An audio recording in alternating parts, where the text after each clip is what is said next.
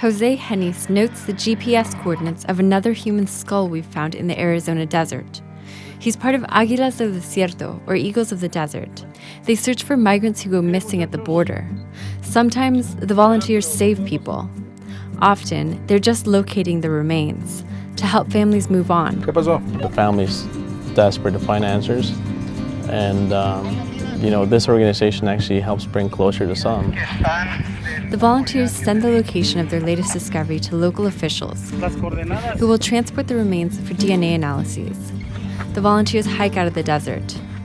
I'm documenting their work on my iPhone. I hope that someday, we can actually stop what we're doing, but I don't see an end to this.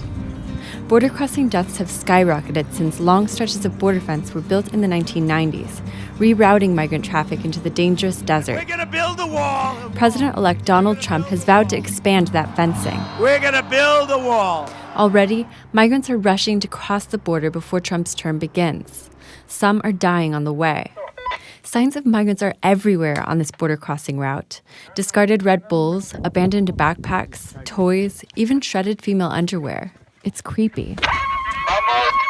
As we search, an unfamiliar male voice comes on the radio. It asks us to identify ourselves. We're all regrouping. We're walking together because apparently, hold on. Can you tell me what's happening, Jose? So we're walking, and we usually carry walkie-talkies, and we're on channel 2, and apparently somebody else came into our channel. The voice said it could see us in our yellow shirts. It demanded to know if we were Border Patrol. Henny says we're being watched by a smuggler. He says the risks for the group have increased as a longer fence has pushed migrants onto the same routes as drug traffickers. We quicken our pace. When things go south like this, founder Eli Ortiz gets worried. He's trying to guide us back to the cars. As we hurry out, we come across a phone. The Águilas decide to keep it in case it contains clues about a missing person. Take that case with you, too. Finally, reunited with the cars, we drive out of the desert. In a nearby town, an Indian woman uses a traditional ceremony to cleanse all of us with sage smoke.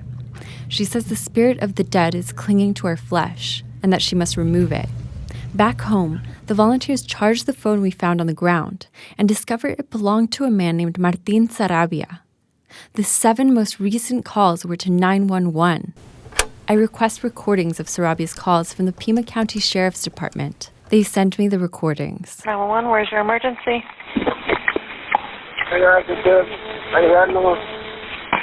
Hello? I'm sorry, what?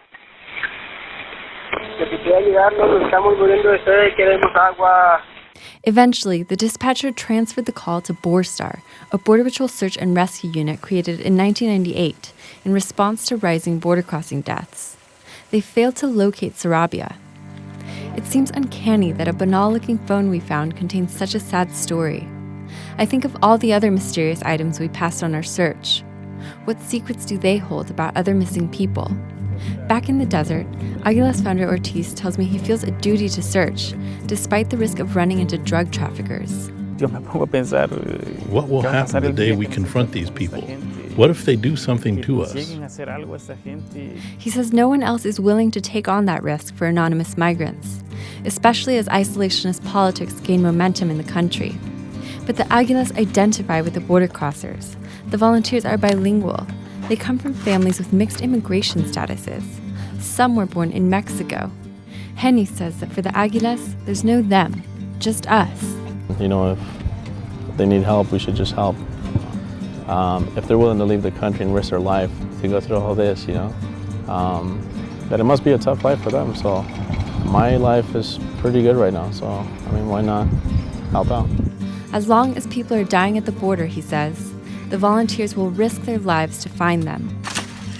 Jean Guerrero, KPBS News.